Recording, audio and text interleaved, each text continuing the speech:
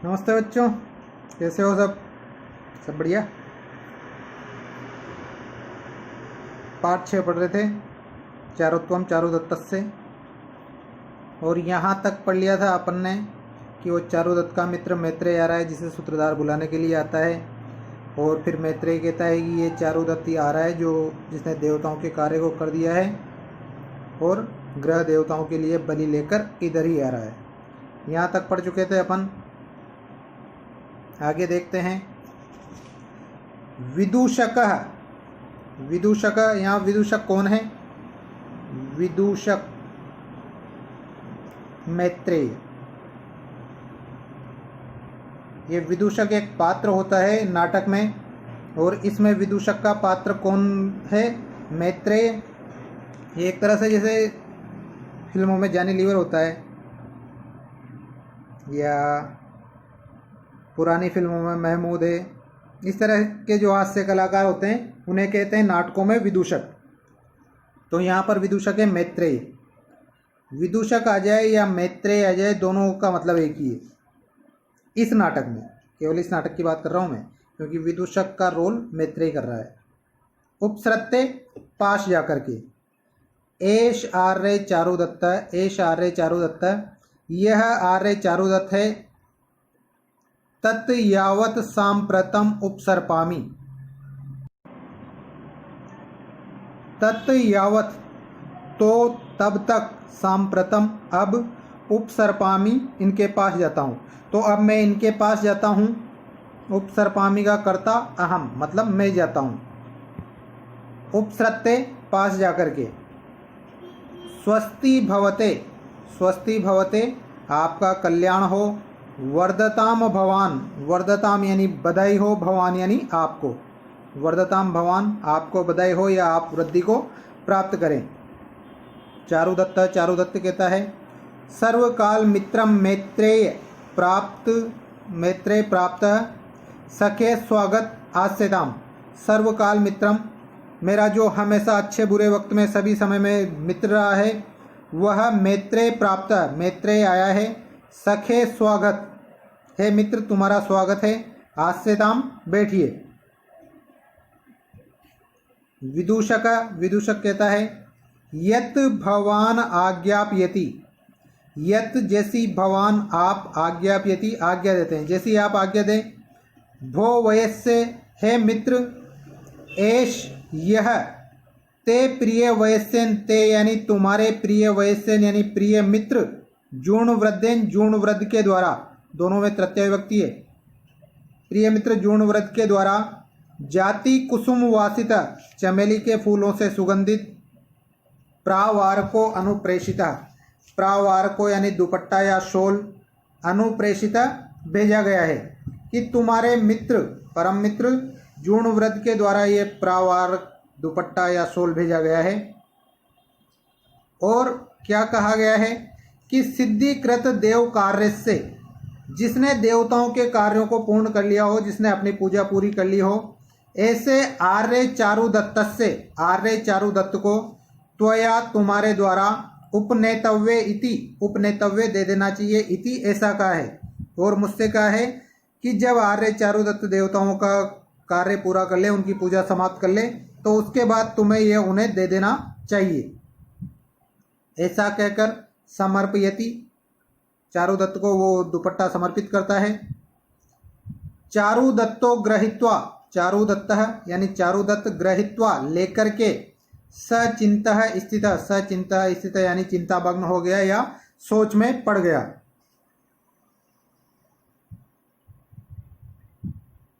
विदूषक कहता है भो, अरे, किम इदम चिंत्यते, अब क्या चिंता कर रहे हो, मतलब अब तुम क्या सोच रहे हो। चारुदत्त, चारुदत्त कहता है वयस्य, हे मित्र। सुखम ही दुखानी अनुभूय शोभते, सुखम ही यानी निश्चित रूप से, सुखम यानी सुख, दुखानी अनुभूय, दुखानी यानी दुखों का, अनुभूय यानी अनुभव करके ही, शोभते यानी शोभा पाते हैं, कि जितने भी सुख है वो दुख प्राप्त करने के बाद ही शोभा पाते हैं। घना अंधकारेषु इव दीप दर्शनम। इव जैसे कि, घना अंधकारेषु गहरे अंधकार में, दीप दर्शन दीपक का दिखाई देना। जिस प्रकार से घने अंधकार में दीपक का दिखाई देना अच्छा लगता है, उसी प्रकार सुख भी दुखों का अनुभव करने के बाद ही अच्छा लगता है। देखिए, हर चीज़ के दो पहलू होते हैं, एक अच्छा और एक बुरा। लेकिन अच्छी चीज़ अच्छी तभी लगती है जब हमने बुरे का अनुभव किया हो। जैसे आपकी कोई भी फेवरेट खाद्य सामग्री है, गुलाब जामुन पसंद करते हो, अगर आपको रोजाना वो मिलते रहें तो वो आपको अच्छे नहीं लगेंगे। वो आपको अच्छे कब लगेंगे? जब आपने उससे कमतर या उससे कम स्वादिष्ट चीज़ खाई हो, उसके बाद वो अच्छे लगते हैं। अगर लगातार उन्हें ही खाते रहें तो वो अच्छे नहीं लगेंगे। रोशनी का इतना महत्व क्यों है? क्योंकि अंधकार है। यदि अंधकार नहीं होता तो रोशनी का कोई महत्व नहीं होता, उस चीज़ को कोई भी इतनी तवज्जो नहीं देता। तो हर चीज़ जब उसकी अपेक्षा कोई कम अच्छी चीज़ हमें दिखाई दे, तभी जाके वो हमें इतनी अच्छी लगती है। तो वो कहता है कि जिस प्रकार घने अंधकार में या गहरे अंधकार में दीपक का दर्शन शोभते शोभा देता है या अच्छा लगता है दीपक का दिखाई देना, इसी प्रकार दुखानी अनुभूय दुख को अनुभव करके ही सुखम शोभते सुख अच्छा लगता है। सुखात्तु यो याति नरो दरिद्रताम। सुखात्तु ये है सुखात तू। सुखात यानी सुख से, तू तो, यो यानी जो, नरो यानी व्यक्ति, दरिद्रताम यानी गरीबी को, याति यानी प्राप्त करता है। लेकिन जो व्यक्ति सुख के बाद गरीबी को प्राप्त करता है, मतलब अमीरी के बाद गरीबी को प्राप्त करता है या सुख के बाद दुख को प्राप्त करता है, वह धृतः शरीरेण, धृतः शरीरेण यानी शरीर को धारण करते हुए भी, मृतः मरे हुए के समान, सजीवती वह जीवित रहता है। लेकिन देखिए, अच्छी चीज बुरी चीज़ के बाद यदि अच्छी चीज़ मिलती है तो हमें अच्छा लगता है, लेकिन अच्छी चीज़ को भोग के उसके बाद किसी बुरी चीज़ को भोगें तो वो उससे भी ज़्यादा बुरा लगता है जो सामान्यतया लगता है। तो जो व्यक्ति सुख को प्राप्त करके दरिद्रता को प्राप्त करता है, वह तो शरीर को धारण किए हुए भी मरे हुए के समान ही जीवती यानी जीवित रहता है या जीता है। विदूषक कहता है, भो वैसे हे मित्र, अलम संतपितेन, अलम संतपितेन मतलब संताप मत करो। देखिए, अलम के दो अर्थ है, एक तो पर्याप्त और एक मना करना। यदि चतुर्थी विभक्ति के साथ अलम प्रयोग हो तब तो पर्याप्त अर्थ है, जैसे अलम मल्लह मल्लाय।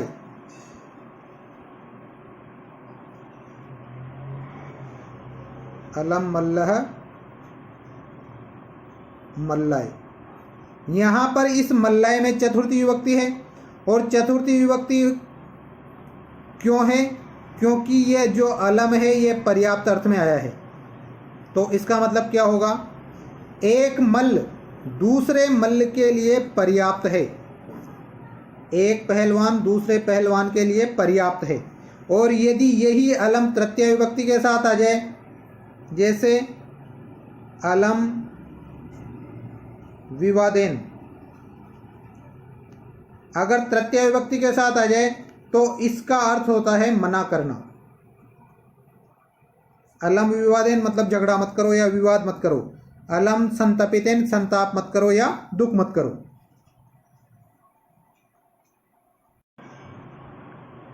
प्रणयी जन संक्रमित मतलब अपने परिचित व्यक्तियों को या अपने जान पहचान वाले व्यक्तियों को धन देने से, विभव से धन देने वाले, ते आपका परिक्षय यानी ये क्षीण होना या गरीब हो जाना, अधिकतरम रमणीय और ज़्यादा सुंदर है, क्योंकि आप पहले धनवान थे लेकिन आपने सब लोगों को धन दान कर दिया है, इस वजह से यह आपकी गरीबी या यह आपका परिक्षय और ज़्यादा रमणीय है। किसके समान रमणीय है? सुरजन पीत शेषस्य, देवताओं के द्वारा पीने के बाद शेषस्य शेष बचे हुए, प्रतिपद चंद्रस्य एवं प्रतिपदा के चंद्रमा के समान, मतलब पड़वा के चांद के समान। पड़वा का चांद कैसा होता है? केवल एक लाइन होती है इस तरह से। तो ऐसा माना जाता है कि जब चांद पूरा गोल रहता है तो देवताओं के द्वारा उसका भक्षण किया जाता है और प्रतिपदा तक आते आते चंद्रमा ऐसा हो जाता है, मतलब इस चंद्रमा ने जो अपनी संपत्ति थी वो देवताओं को दान कर दी। तो उसी चंद्रमा के समान जो आपने ये संपत्ति दान की है और इसकी वजह से आपको गरीबी मिली है, यह गरीबी भी रमणीय और सुंदर है। चारुदत्त कहता है, वयस्य हे मित्र, न मम अर्थान प्रति दैन्यम, न यानी नहीं है, मम यानी मुझे, अर्थान प्रति दैन्यम धन के प्रति दुख, मुझे इस धन का दुख नहीं है जो मैंने बांट दिया है या मेरे पास से चला गया है, मुझे उस धन का दुख नहीं है, परंतु पश्य देखो, क्या देखो?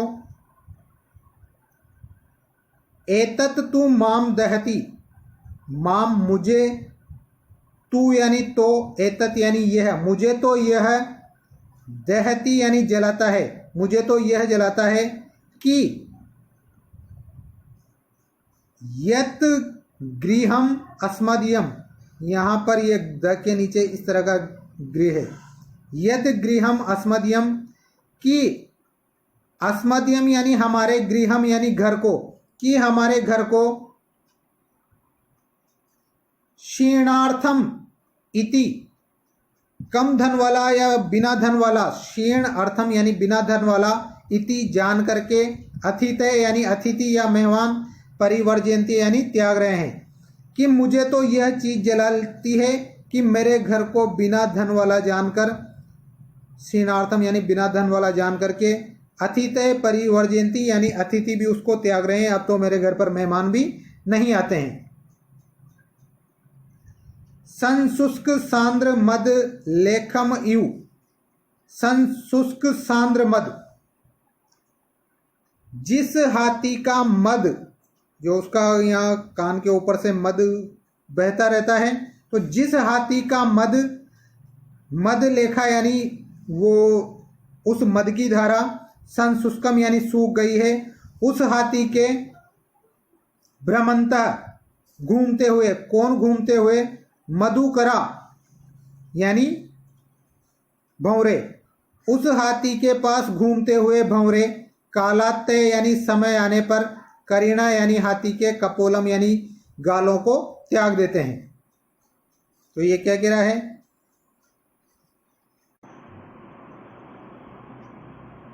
कालात्य मतलब समय व्यतीत हो जाने पर, जब हाथी बूढ़ा हो जाता है उस समय, भ्रमंतः मधुकरा घूमते हुए भंवरे या घूमते हुए मधुकर, संशुष्क सांद्र मदलेख, मदलेखम सूख गए हैं जिसके कपोलों की मदलेखा, मतलब जिसके गालों की मदलेखा सूख गई है, उस करीणा हाथी के कपोलम, कपोल को, परिवर्जयन्ति यानी त्याग देते हैं, कि मेरे घर को अतिथियों ने ऐसे ही त्याग दिया है जिस प्रकार एक हाथी के कपोलों को भंवरे त्याग देते हैं।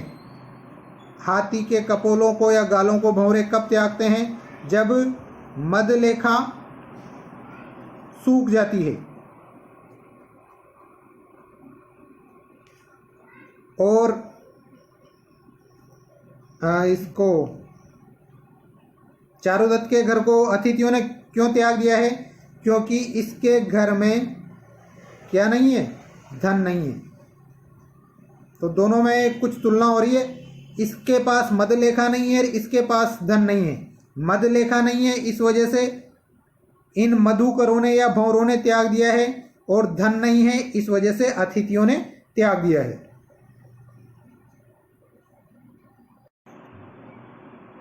विदूषकः, विदूषक कहता है, भो वयस्य, हे मित्र, एते ये खलु निश्चित रूप से, दास्य यानी लोभी, अर्थ कल्लेवर्ता, अर्थ कल्लेवर्ता मतलब धन रूपी कलेवे वाले, धन रूपी कलेवे वाले मतलब जो केवल धन ही धन को खाते हैं, जो पैसों ही पैसों को खाते हैं, ऐसे दास्य यानी लोभी, वरटा भीता यानी बर से डरे हुए, बर यानी टेटिया, उससे डरे हुए, गोपालदार का ग्वालों के ईव यानी समान, अरण्य जंगल में,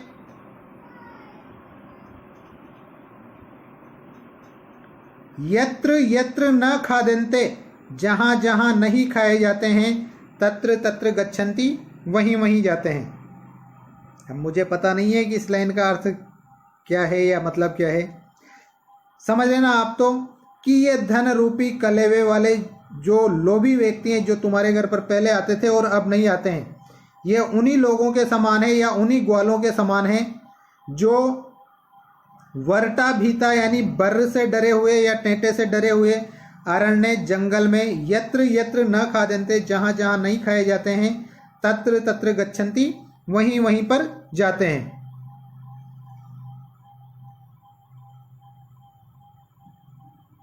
चारुदत्त कहता है वयस्य, हे मित्र, सत्यम यह बात सत्य है कि न यानी नहीं है, मैं यानी मुझे, विभव नाश कृतास्ति चिंता, विभव नाश कृता धन के नष्ट हो जाने से उत्पन्न हुई चिंता यानी चिंता, अस्ति यानी है, कि हे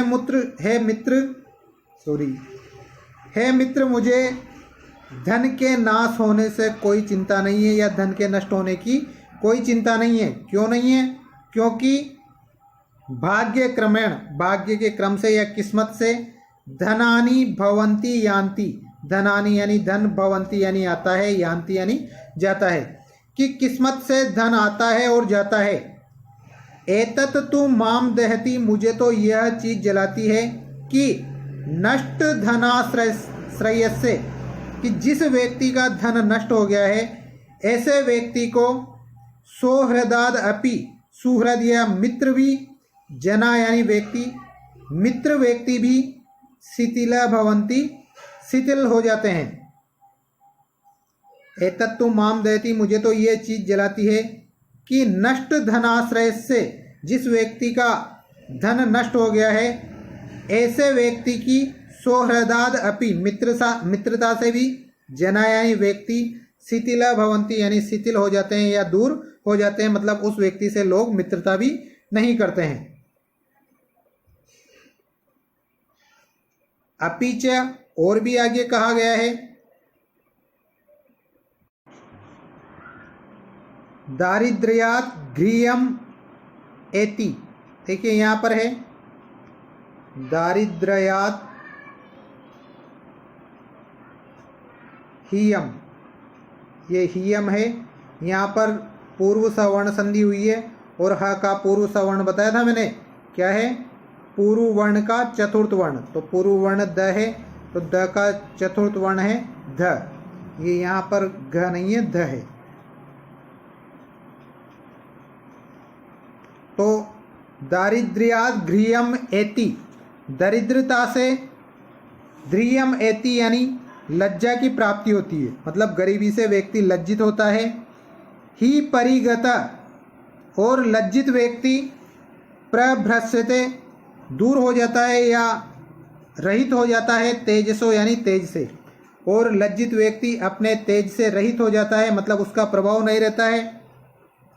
निस्तेजा परिभूयते, और जो प्रभाव रहित या निस्तेज व्यक्ति है वह परिभूयते यानी अपमानित होता है। परिभवात निर्वेदम आपद्यते, परिभवात यानी अपमान से, निर्वेदम आपद्यते यानी ग्लानि उत्पन्न होती है, अपमान से ग्लानि उत्पन्न होती है। निर्वीण सुचम एति, निर्वीण यानी ग्लानि से, सुचम एति यानी दुख को प्राप्त होता है या शोक को प्राप्त होता है। शोक पीड़ितो, और शोक पीड़ित व्यक्ति या दुख पीड़ित व्यक्ति, बुद्धिया परित्यज्यते, बुद्धि के द्वारा त्याग दिया जाता है, मतलब उसकी बुद्धि काम नहीं करती है। जो व्यक्ति दुखी हो या शोक पीड़ित हो। निर्बुद्धि, और जो बुद्धि रहित व्यक्ति है वह शयम एति, क्षयमेति यानी नाश को प्राप्त हो जाता है, क्षय यानी नाश। और जो निर्बुद्धि व्यक्ति है वह नाश को प्राप्त हो जाता है। अहो अरे निर्धनता सर्वापदाम आस्पदम, निर्धनता यानी गरीबी, सर्व आपदाम यानी सभी आपदाओं की, सर्व आपदाम सभी आपदाओं का, आस्पदम यानी घर है। तो इसमें क्या क्या बताया गया है कि गरीबी से व्यक्ति लज्जा को प्राप्त करता है, लज्जित व्यक्ति तेज से नष्ट हो जाता है या उसका तेज नष्ट हो जाता है, निस्तेज व्यक्ति अपमानित होता है, अपमान से ग्लानि उत्पन्न होती है, ग्लानि से शोक को प्राप्त करता है, और शोक से पीड़ित व्यक्ति बुद्धि के द्वारा त्याग दिया जाता है। बुद्धि के द्वारा त्यागा हुआ व्यक्ति या निर्बुद्धि व्यक्ति क्षयम एति यानी नाश को प्राप्त करता है। अहो अरे निर्धनता सर्व आपदाम आस्पदम, सभी आपदाओं का घर है। यहाँ पर एक दूसरे से कनेक्शन जुड़े हुए हैं सभी के। तो मतलब इस नाश का कारण क्या है? गरीबी। विदूषक कहता है भो वयस्से, हे मित्र,